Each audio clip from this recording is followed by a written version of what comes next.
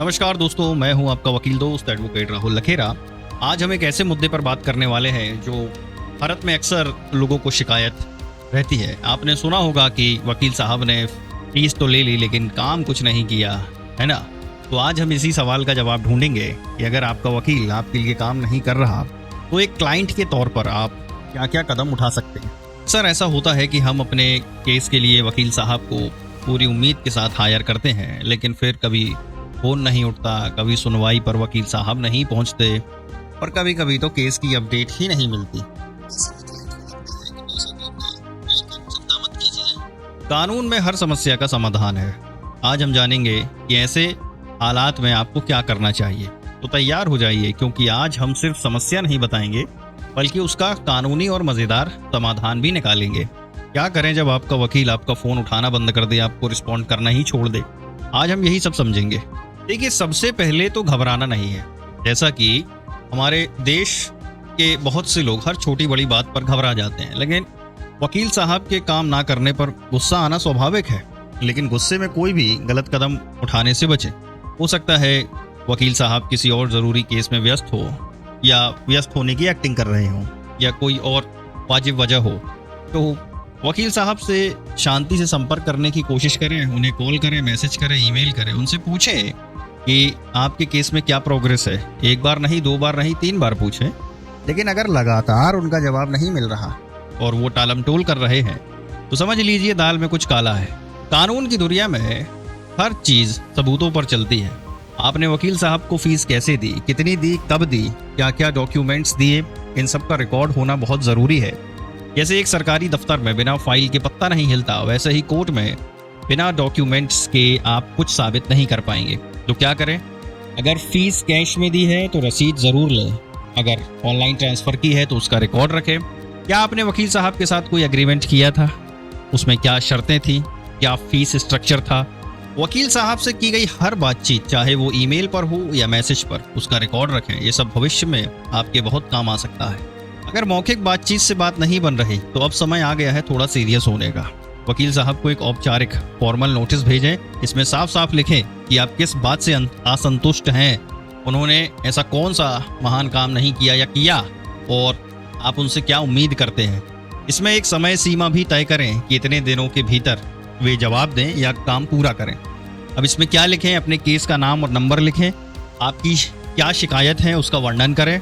आप उनसे क्या चाहते हैं, जैसे सुनवाई में शामिल हों या वो डॉक्यूमेंट दें आदि। एक उचित समय सीमा अवश्य दें, जैसे 7 दिन या 15 दिन। ये भी बताएं कि अगर उन्होंने जवाब नहीं दिया या काम नहीं किया तो आप आगे क्या कदम उठाएंगे। रजिस्टर्ड पोस्ट या कुरियर से भेजें ताकि आपके पास डिलीवरी का सबूत हो। ईमेल से भेजें तो रीड रिसिप्ट ऑन कर दें। यह बहुत ही महत्वपूर्ण कदम है। आपके केस से जुड़े सभी ओरिजिनल डॉक्यूमेंट वकील साहब के पास होते हैं। अगर वो काम नहीं कर रहे तो आपको ये डॉक्यूमेंट वापस चाहिए। कानूनी तौर पर वकील आपके डॉक्यूमेंट तब तक नहीं रख सकते जब तक उनका शुल्क बकाया ना हो। लेकिन अगर उन्होंने शुल्क ले लिया और काम नहीं कर रहे तो उन्हें डॉक्यूमेंट वापस करने होंगे। अब कैसे मांगे? तो लिखित नोटिस के साथ ही अपने डॉक्यूमेंट वापस करने की मांग करें। अगर वे मना करते हैं या टालते हैं तो यह भी उनके खिलाफ एक मजबूत पॉइंट बन सकता है। अगर ऊपर के सारे प्यार मोहब्बत वाले तरीके काम नहीं करते तो अब कानूनी डंडा चलाने का समय आ गया है। हर राज्य में एक बार काउंसिल होती है, जैसे मध्य प्रदेश में मध्य प्रदेश बार काउंसिल। ये वकीलों के लिए एक तरह से रेगुलेटरी बॉडी होती है। वकीलों के प्रोफेशनल कंडक्ट को यही नियंत्रित करती है। अगर कोई वकील अपनी ड्यूटी ठीक से नहीं निभाता तो आप वहां शिकायत कर सकते हैं। अब क्या करेंगे इसमें?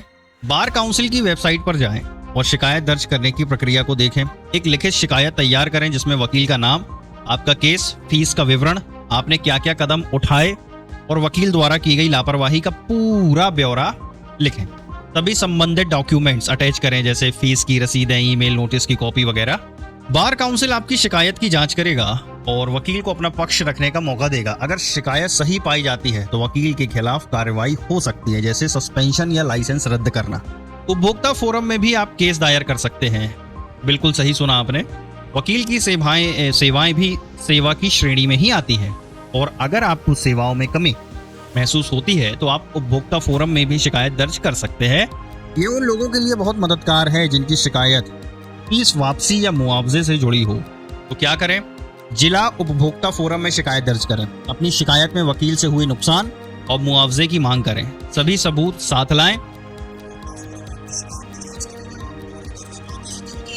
अपनी सेवा में कमी की है तो वे आपको मुआवजा देने का आदेश दे सकते हैं और फीस वापसी का भी निर्देश दे सकते हैं। अब अगर आपको लगता है कि इस वकील के साथ काम करना अब संभव ही नहीं, तो बेहतर यही होगा कि आप किसी नए वकील को हायर करें। लेकिन नए वकील को हायर करने से पहले वाले वकील से अपने सारे डॉक्यूमेंट वापस लेना सुनिश्चित करें। और क्या ध्यान रखें, नए वकील को हायर करने से पहले पूरी रिसर्च करें। उसके अनुभव, फीस स्ट्रक्चर, काम करने के तरीके के बारे में साफ साफ बात करें। इस बार एक लिखित एग्रीमेंट जरूर करें जिसमें सभी शर्तें स्पष्ट हों। तो देखा आपने, अगर आपका वकील आपके लिए काम नहीं कर रहा तो ये कोई लाचार होने वाली स्थिति नहीं है। कानून ने आपको कई अधिकार दिए हैं जिनका इस्तेमाल करके आप अपने हक के लिए लड़ सकते हैं। बस थोड़ी हिम्मत, सही जानकारी और सही कदम उठाने की जरूरत है। याद रखिए, जैसे कहते हैं ना, कानून अंधा नहीं होता, बस उसे रास्ता दिखाने वाला चाहिए। और आपका वकील दोस्त एडवोकेट राहुल लखेरा हमेशा आपको सही रास्ता दिखाने के लिए मौजूद है। तो अब जब भी कोई कहे कि वकील साहब पैसे लेकर भाग गए, तो आप उन्हें ये सारे तरीके बता सकते हैं। उम्मीद है ये जानकारी आपके लिए बहुत काम आएगी।